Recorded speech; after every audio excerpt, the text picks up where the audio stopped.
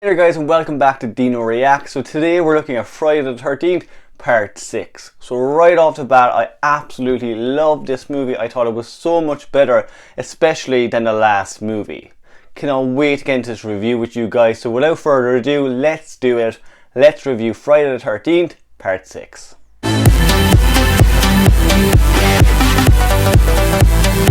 So guys, this movie was written and directed by Tom Laughlin, and right off the bat it is a much different Friday movie than we've gotten before. So the stakes are upped. It is a little bit more like a Frankenstein type monster compared to the human Jason we'd gotten previously. It's alive! So guys, I know originally John Shepherd, who played Tommy Jarvis in the last movie, was actually meant to come back in this movie with Pam from the last one and Reggie being killed off. Now luckily for us that didn't happen, everything fell through, and instead we got Thom Mathews taking on the role of Tommy Jarvis. So Thom Mathews, he is up there with Corey Feldman, playing Tommy Jarvis as one of the best performances in that role. He is quite loved for fans, he is the definitive adult version of Tommy Jarvis, and you can see why in this movie. He's extremely likeable, he is again a bit batshit crazy, he's a bit paranoid, but his performance is so much better and you care so much more for the character. As I said guys, the minute this movie takes off, you can tell it's much different than previous Friday movies. So we find Tommy Jarvis, he's looking for Jason Voorhees' body in a graveyard around Camp Crystal Lake. So pretty much Tommy, he's convinced Jason will come back at some point, so he wants to find his body and burn it to ashes. Now a little thing I did notice in part 5 that I didn't really go through the last time was they did say Jason's body was cremated. So for some reason just the continuity and the canon in this is a bit messy by this point. But who cares, this is a fun movie, so I still enjoyed it. I kind of looked past all of that stuff, to be honest with you. So guys, the movie picks up with Tommy Jarvis in a graveyard looking for Jason Voorhees' body with one of his friends.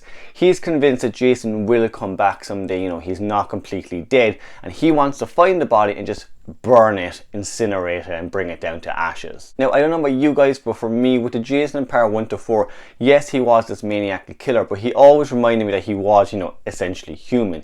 He wasn't the Jason we get in this movie. I don't mind that because with part 6 you want to reinvent the series, and I do think they definitely do that with this movie. Unfortunately, things go a little wrong for Tommy and he actually ends up bringing Jason back to life. So it's one thing you do see at the start of this movie that can be quite frustrating, is if Tommy had just left everything alone, many people wouldn't have died from part 6 up until today. But then again, if Tommy hadn't been meddling with things, we wouldn't get the great Jason we have today. Jason at the start of this movie, it is just a body in a casket. There's worms inside his eyes going through his head. He's very much a corpse. With Tommy's meddling, we get a lightning bolt that brings Jason back to life, and he returns as a zombified Jason Voorhees, bigger and stronger than ever. One thing I thought was quite funny was Tommy's friend in the graveyard. He's very much like the audience, he's telling Tommy, don't go near the body, just leave it alone, leave Jason Voorhees buried, and it's unfortunate because he does get killed even though he is the voice of reason. Another great thing I liked with this was the title sequence. It's a very Bond-like title sequence, and it was just quite fun, and it just showed you again that this movie is going to be different than a lot of the other Fridays. As I said already, it does feel a lot different from the Friday movies.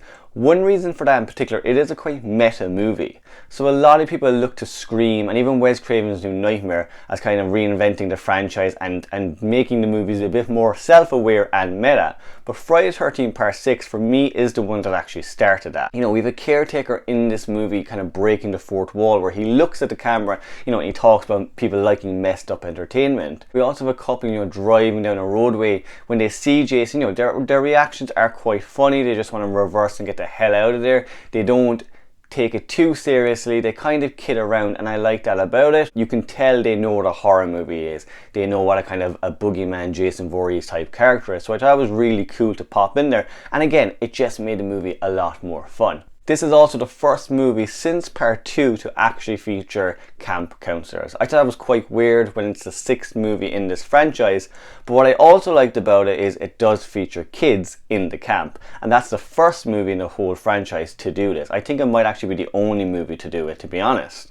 I loved that aspect about the movie, especially when Jason was kind of stalking the counselors at the camp as well as the kids. You know, seeing this from a kid's perspective was quite cool. When I watched it, I was a kid at the time, so I loved that about it, that kids were in the movie. It wasn't like a Tommy Jarvis thing, it was more, you know, kids at an actual camp. The shots of Jason, you know, just randomly outside windows looking in, I thought was quite cool.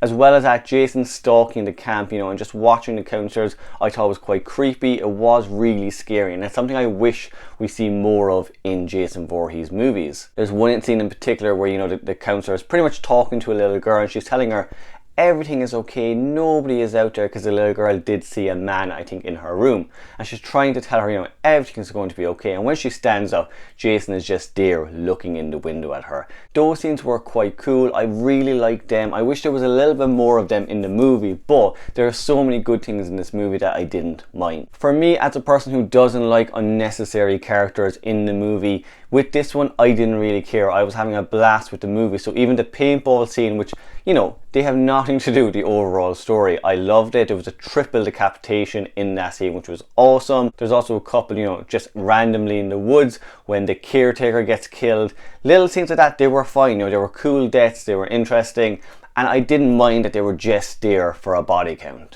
We also have Jennifer Cook, who plays the role of Megan in this movie, and for me she's definitely one of my favourite final girls in the Friday movies. She's quite a cool character, she's quite feisty, quite sassy, she's funny, you know, she's everything you want in a final girl, especially in the 80s.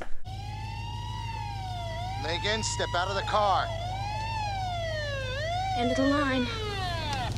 The kills in this movie, guys, there are a lot of great kills. There's quite a lot to count, and then, like I said, a triple decapitation with the paintball scene was really good. The first death in the movie, Tommy's friend, he gets punched through the chest and his heart comes out the other side. Like, what more could you want from a Jason movie? As well as that, we have a really cool RV scene where two of the characters, the counselors, are just kind of driving off, but Jason is in the RV and he kills one of them in the bathroom and eventually flips the RV over. There's an awesome shot after that of Jason just standing on the RV that I loved. One of the best deaths in the movie, it's a character who pretty much gets their head flipped over, Exorcist style.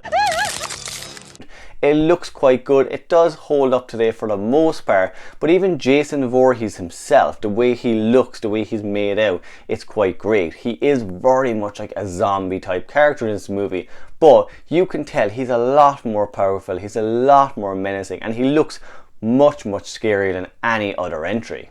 This is by far my favourite Jason in any of the movies. Now, as I said already, I do really enjoy Pamela Voorhees. She has always kind of been my favourite killer in the series. But if I had to pick a Jason that I love more than any other, it would be this Jason. I think he looks perfect. They didn't need to change anything on him. Keep him going with that and the franchise would be absolutely fine. Rounding up the movie, guys, the final battle between Tommy and Jason is one of the highlights of the franchise. I really enjoyed it. Just that scene alone of Tommy and Jason, you know, out on the lake, on a boat, fire engulfing both of them, and they're just kind of fighting to the death. What I liked about it as well is Tommy didn't necessarily win that fight, so he does drown under the lake. So I liked that they threw that in there as a little bit of a twist. We do also get the character of Megan, you know, who comes to save the day essentially. She rescues Tommy Jarvis and she does kill Jason. And for me, one of the best Jason kill scenes that we've gotten. So she gets a propeller to the neck of Jason, which almost decapitates him and leaves him at the bottom of Camp Crystal Lake. It's a great way to bring the movie to a close. I like that all the kids were there also, and you just had the counselors actually doing what counselors should be doing and protecting kids from Jason Voorhees. I wish more movies did do that. You know, you have all of the cops at the end of the movie. Again, they are there for body count, but what I liked about it was they were there for a reason. Their deaths meant something because they were there trying to protect kids. They were there to find Jason Voorhees or Tommy Jarvis, who they believed was the killer. All in all, guys, this is an absolutely great movie. There's not much negatives I have with the movie at all. The only negative would probably be, you know, one or two characters that were just randomly placed there to die. Besides that, the movie does hold up today. It's probably one of my absolute favourite Friday movies. I can watch it over and over again and have a blast. It's fun, it's scary, and it's a really good watch. Would I recommend you seeing it? Of course. If you haven't seen it, definitely check it out. If you like, see the other Fridays beforehand so you catch up. But if you've seen the movie already, pop it back in and have a look. You will have a great time. So guys, that is my review of Friday the 13th Part 6, Jason Lives. Again, I love the movie. I do recommend it. If you liked it, guys, let me know in the comments below. Tell me what you liked about the movie. If you're not a fan of it and if you did find fault, let me know that also. If you want to see more videos, guys, subscribe to the channel. And until next time, I